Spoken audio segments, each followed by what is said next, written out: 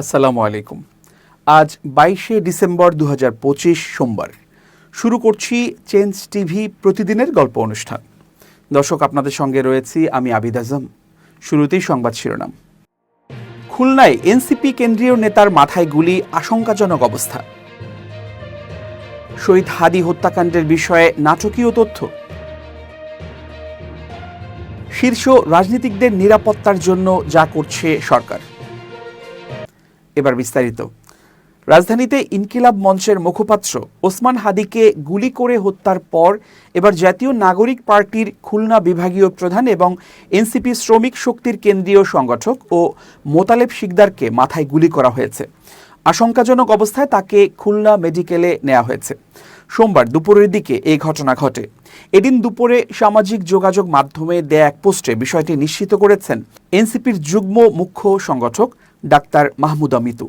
তিনি বলেন, এনসিপির খুলনা বিভাগীয় প্রধান এবং এনসিপি শ্রমিক শক্তির কেন্দ্রীয় সংগঠক ও মোতালেব শিকদারকে গুলি করা হয়েছে।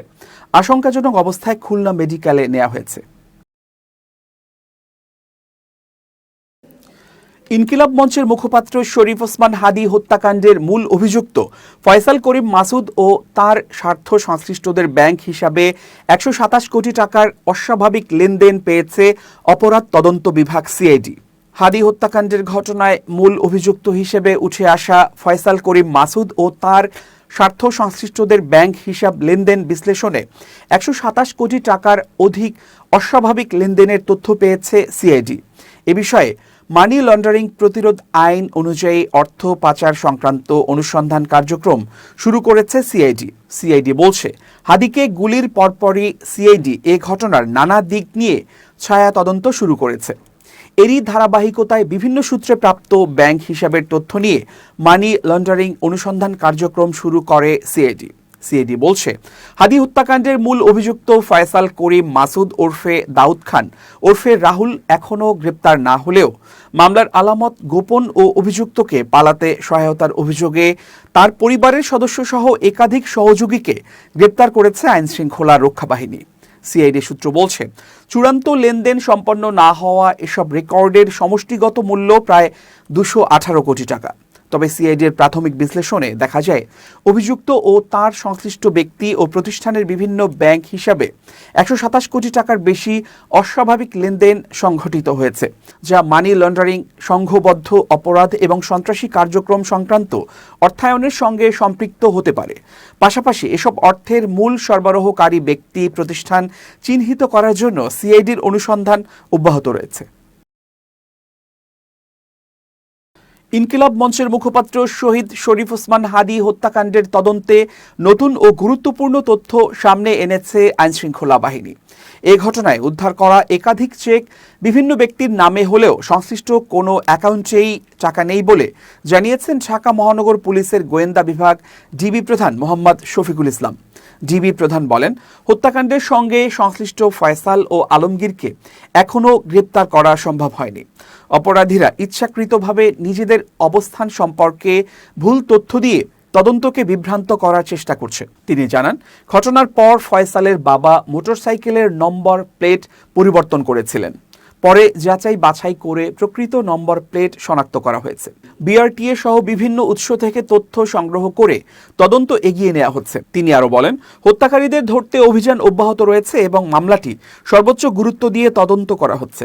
এখন পর্যন্ত এই ঘটনায় 10 জনকে গ্রেপ্তার করা হয়েছে। তবে মোটরসাইকেলের মালিককে 54 ধারার মামলার অভিযোগ থেকে অব্যাহতির সুপারিশ করা হয়েছে। হত্যাকাণ্ডে যাদের নাম উঠে এসেছে তাদের সবাইকে নজরদারিতে রাখা হয়েছে উল্লেখ করে ডিবি প্রধান বলেন, উদ্ধার করা চেকগুলো বিভিন্ন ব্যক্তির নামে ইস্যু করা হলেও কোনো অ্যাকাউন্টেই টাকা পাওয়া যায়নি। চেকগুলোর মালিকরা তারিখ ছাড়া স্বাক্ষর করে রেখেছিলেন। সংশ্লিষ্ট অ্যাকাউন্টগুলোর লেনদেন ও আর্থিক তথ্য খতিয়ে দেখা হচ্ছে। এদিকে র্যাবের মুখপাত্র ও আইন ও গণমাধ্যম শাখার পরিচালক wing commander MZM Intekhab Chowdhury জানিয়েছেন, হত্যাকাণ্ডের দিন ফয়সাল নরসিংদীর গ্রিন জোন রিসোর্ট থেকে আগারগাঁওয়ে তার বোনের বাসায় আসেন। ফয়সালের শ্যালক শিপুকে জিজ্ঞাসাবাদের মাধ্যমে আরও একজনকে গ্রেপ্তার করা হয়েছে। তিনি বলেন, হাদিকে হত্যা চেষ্টার পর ব্যবহৃত পিস্তলের ব্যাগটি প্রথমে ফয়সালের বাবার কাছে দেয়া হয়। পরে সেটি শিপুর হাতে আসে এবং শিপু তার বন্ধু মোহাম্মদ ফয়সালকে ব্যাগটি দেয়। ভয়ে ওই ফয়সাল ব্যাগটি একটি বিলে ফেলে দেন। অন্যদিকে বিজিবি ময়মনসিংহ রিজিয়নের sector commander colonel Sarkar Mohammad Mostafizur Rahman জানান, হত্যাকারী ময়মনসিংহে অবস্থান করছে এমন তথ্য পাওয়ার পর অন্যান্য বাহিনীর সঙ্গে যৌথভাবে সারা রাত অভিযান চালানো হয়। কল হিস্ট্রির সূত্র ধরে অভিযানে গেলেও ওই রাতে ফিলিপকে আটক করা সম্ভব হয়নি। তাকে গ্রেপ্তারে সর্বোচ্চ শক্তি প্রয়োগ করা হচ্ছে বলে জানান তিনি। ফিলিপ সীমান্ত এলাকায় মানব পাচারের সঙ্গে জড়িত এবং তার পাশাপাশি জেমি চিসিং সহ আরও একজনকে নজরদারিতে রাখা হয়েছে বলেও জানান বিজিবি কর্মকর্তা। জুলাই যোদ্ধা সমন্বয়ক ও সংসদ সদস্য প্রার্থী ও বিভিন্ন রাজনৈতিক দলের শীর্ষ নেতাদের ব্যক্তিগত নিরাপত্তা নিশ্চিতে উদ্যোগ নিয়েছে সরকার। এরই অংশ হিসেবে জুলাই আন্দোলনে অংশগ্রহণকারী সম্মুখ সারির কয়েকজনকে গানম্যান দেওয়া হয়েছে। তাদের ব্যক্তিগত অস্ত্রের লাইসেন্স দেওয়ার বিষয়টিও প্রক্রিয়াধীন রয়েছে। এই তালিকায় রয়েছেন অন্তর্বর্তী সরকারের সাবেক উপদেষ্টা ও জাতীয় নাগরিক পার্টির আহ্বায়ক নাহিদ ইসলাম, এনসিপির দক্ষিণাঞ্চলের মুখ্য সমন্বয়ক হাসনাত আবদুল্লাহ, সিনিয়র যুগ্ম সদস্য সচিব তাসনিম জারা ও মুখ্য সমন্বয়ক সার্জিস আলম। এছাড়া বেশ কয়েকজন রাজনীতিক ও সংসদ সদস্য প্রার্থী গানম্যান ও অস্ত্রের লাইসেন্স চেয়ে আবেদন করেছেন। জামাতের আমির ডাক্তার শফিকুর রহমান ও বাংলাদেশ জাতীয় পার্টির প্রধান ব্যারিস্টার আন্দালিব রহমান পার্থ ঢাকা মহানগর পুলিশের কাছে ব্যক্তিগত নিরাপত্তার জন্য গানম্যান চেয়েছেন। আবেদনের ভিত্তিতে কয়েকজন রাজনীতিককে গানম্যান সহ অস্ত্রের লাইসেন্স দেওয়া হচ্ছে শিগগিরই। এদের মধ্যে রয়েছেন গণসংহতি আন্দোলনের প্রধান সমন্বয়ক জুনায়েদ সাকি, ডেমরা যাত্রাবাড়ি এলাকা থেকে বিএনপি মনোনীত সংসদ সদস্য প্রার্থী তানভীর আহমেদ রবিন, পাবনা ৩ আসনের বিএনপি মনোনীত প্রার্থী জাফির তুহিন, জাতীয় পার্টি জেপি চেয়ারম্যান ও সাবেক মন্ত্রী Anwar Hossain Manju, liberal democratic party এলডিপির সভাপতি কর্নেল অবসরপ্রাপ্ত অলি আহমদ সহ আরও বেশ কয়েকজন। এছাড়া ফ্যাসিবাদ ও আধিপত্যবাদ বিরোধী আন্দোলনে সোচ্চার থাকা শহীদ ওসমান হাদির পরিবারকে দেয়া হচ্ছে বিশেষ নিরাপত্তা। হাদির এক বোন পাচ্ছেন লাইসেন্স এবং গানম্যান। অন্য সদস্যদের নিরাপত্তায় সার্বক্ষণিক পুলিশি নিরাপত্তা দেয়া হবে। স্বরাষ্ট্র মন্ত্রণালয় ও পুলিশের উচ্চ পর্যায়ের সূত্র থেকে এসব তথ্য নিশ্চিত হওয়া গেছে। আগামী জাতীয় সংসদ নির্বাচন সামনে রেখে বর্তমান অন্তর্বর্তী সরকারের জন্য বড় চ্যালেঞ্জ দেশের আইন শৃঙ্খলা পরিস্থিতি স্বাভাবিক রাখা। ফ্যাসিস্টরা নির্বাচন বানচালের নানা ধরনের ষড়যন্ত্র করেছে বলে গোয়েন্দা সংস্থার একাধিক প্রতিবেদনে তথ্য তুলে ধরে সরকারকে অবহিত করা হয়েছে। জুলাই যোদ্ধারা শেখ হাসিনার পতনের দিন গত বছরের 5 আগস্টের পর থেকেই নানা ধরনের হুমকির মুখে আছেন। দেশে আত্মগোপনে থাকা বা বিদেশে পলাতক নিষিদ্ধ ঘোষিত আওয়ামী লীগ ও ছাত্রলীগ সহ তাদের দোসররা জুলাই যোদ্ধাদের প্রাণনাশের হুমকি দিয়ে আসছে। ভারতে পলাতক সাবেক প্রধানমন্ত্রী শেখ হাসিনা ও তার দলের লোকজনকে উস্কে দিচ্ছেন। জুলাই আন্দোলনে সক্রিয় যোদ্ধা ও ইনকিলাব মঞ্চের মুখপাত্র ওসমান হাদিকে হত্যা করা হবে বলে গত কয়েক মাস ধরে বিদেশি নম্বর থেকে হুমকি দেওয়া হচ্ছিল। শেষ পর্যন্ত তাকে 12 ডিসেম্বর হত্যার উদ্দেশ্যে গুলি করা হয়। দেশে বিদেশে উন্নত চিকিৎসা দিয়েও হাদিকে বাঁচানো যায়নি। হাদির মৃত্যুর মধ্য দিয়ে সরকারের এই উপলব্ধি এসেছে যে জুলাই যোদ্ধাদের যতটুকু সম্ভব নিরাপত্তা দিতে হবে। হাদির মতোই জীবন ঝুঁকির তালিকায় আছেন এবি পার্টির ব্যারিস্টার ফুয়াদ, জুলাই গণঅভ্যুত্থানের অগ্রনায়ক ও সমন্বয়ক এনসিপির হাসনাত আবদুল্লাহ সহ সম্মুখ সারির অনেক যোদ্ধা ও ফ্যাসিবাদ বিরোধী আন্দোলনে যুক্ত রাজনীতিকরা। তাদের প্রতিনিয়ত হুমকি দেওয়া হচ্ছে। বিষয়টি সরকারের গোয়েন্দা তথ্যেও রয়েছে। আসন্ন নির্বাচনে ঢাকা 8 আসনে সম্ভাব্য স্বতন্ত্র প্রার্থী শরীফ ওসমান বিন হাদি হত্যাকাণ্ডের ঘটনায় ইনকিলাব মঞ্চ বলেছে, খুনিকে দ্রুত জীবিত গ্রেপ্তার চাই, বন্দুকযুদ্ধের কোনো নাটক দেখতে চাই না। রোববার রাতে সামাজিক মাধ্যম ফেসবুকে ইনকিলাব মঞ্চের ভেরিফাইড পেজে দেয়া এক পোস্টে এ দাবি জানানো হয়। এর আগে ওসমান হাদির হত্যাকাণ্ডের সঙ্গে জড়িত খুনিদের দ্রুত গ্রেফতারের দাবিতে বিক্ষোভ মিছিল করার ঘোষণা দেয় সাংস্কৃতিক সংগঠনটি। এদিকে ওসমান হাদির হত্যা মামলায় প্রধান আসামি ফয়সাল করিম মাসুদ ওরফে দাউদ খান রাহুলের দেশ ত্যাগে আজ নিষেধাজ্ঞার আদেশ দেন আদালত।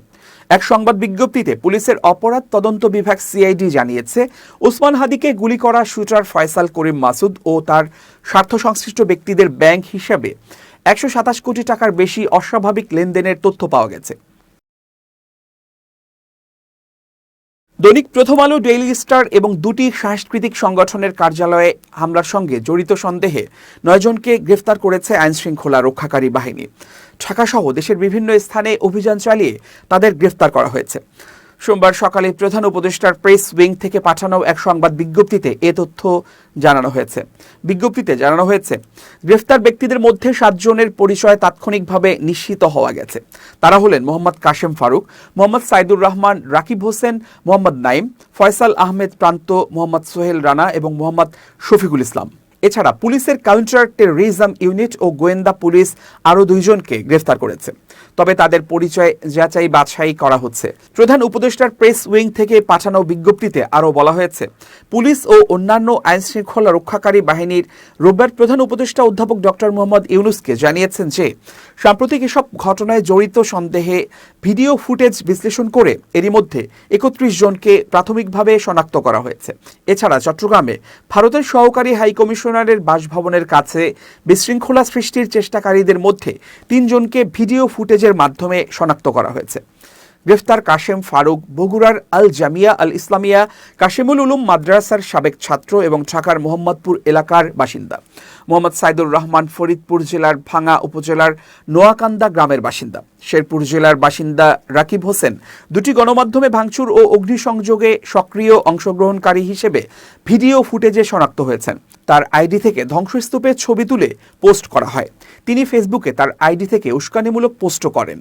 ঢাকার তেজগাঁওয়ের কুনিপাড়া এলাকার বাসিন্দা মোহাম্মদ নাইমকে কুমিল্লার 14গ্রাম উপজেলায় নাশকতার সময় লুট হওয়া 50,000 টাকা সহ গ্রেপ্তার করা হয়। ঢাকার কারওয়ান বাজার রেললাইন এলাকা থেকে গ্রেফতার মোহাম্মদ সোহেল রানার বিরুদ্ধে মাদকসহ অন্যান্য আইনের ঢাকার বিভিন্ন থানায় 13টি মামলা রয়েছে। একই এলাকা থেকে গ্রেপ্তার মোহাম্মদ শফিকুল ইসলামের বিরুদ্ধে অতীতে অগ্নিসংযোগ ও ককটেল বিস্ফোরণের সঙ্গে জড়িত থাকার অভিযোগে 2টি মামলা রয়েছে। গ্রেফতার অন্যান্যদের প্রাথমিক জিজ্ঞাসাবাদ চলছে বলেও বিজ্ঞপ্তিতে জানানো হয়েছে। এবার খুব জরুরি 1 মিনিট, জানাচ্ছেন ইউনেস্কো ক্লাব পুরস্কার বিজয়ী সাংবাদিক আমিরুল মোমিনিন মানিক। খুব জরুরি 1 মিনিটে প্রত্যেককে আমন্ত্রণ। প্রিয় বন্ধুরা, সামাজিক যোগাযোগ মাধ্যমে আমরা ইমো নামে এক ধরনের অ্যাপস ব্যবহার করি। এই ইমোর মাধ্যমে যে কথোপকথন হয়, যে ভিডিও আদান প্রদান হয় বা আমরা ভিডিও কলে কথা বলি, খুবই ঝুঁকিপূর্ণ একটা বিষয়। ইমোর এইসব ভিডিও কল রেকর্ড হচ্ছে প্রতিনিয়ত এবং নিত্য নতুন অ্যাপস দিয়ে এইসব ভিডিও কল রেকর্ড করা যায়। সুতরাং আপনি যার সঙ্গে স্পর্শকাতর, গোপন বা অন্য গুরুত্বপূর্ণ কোনো তথ্য আদান প্রদান করছেন, সেই তথ্য, সেই গোপন বিষয়টি অন্যের কাছে ফাঁস হয়ে যেতে পারে। সেই জন্যে ইমো ব্যবহারের ক্ষেত্রে অবশ্যই প্রত্যেকের সচেতন এবং সতর্ক থাকা উচিত। আপনি এমন যোগাযোগ মাধ্যম ব্যবহার করুন যেটা অধিকতর নিরাপদ। যদিও এই সময়ে বলা হয় যে কোনো যোগাযোগের মাধ্যমই আসলে নিরাপদ নয়। সেই জন্যে আপনি যে কথাটি বলছেন, যেভাবে নিজেকে উপস্থাপন করছেন, সেক্ষেত্রে আপনি কি মনে করেন তা যথাযথ আছে? অন্য কেউ জেনে গেলে আপনার ক্ষতি হবে কিনা? যদি আপনার ক্ষতি হয় তাহলে সেই ধরনের কথাবার্তা, ভিডিও আদান প্রদান থেকে এখনই বিরত থাকুন। তাহলে আপনি ফাঁদমুক্ত থাকতে পারবেন। ভালো থাকুন, শুভেচ্ছা নিরন্তর। এবার দেশের বাইরের খবর।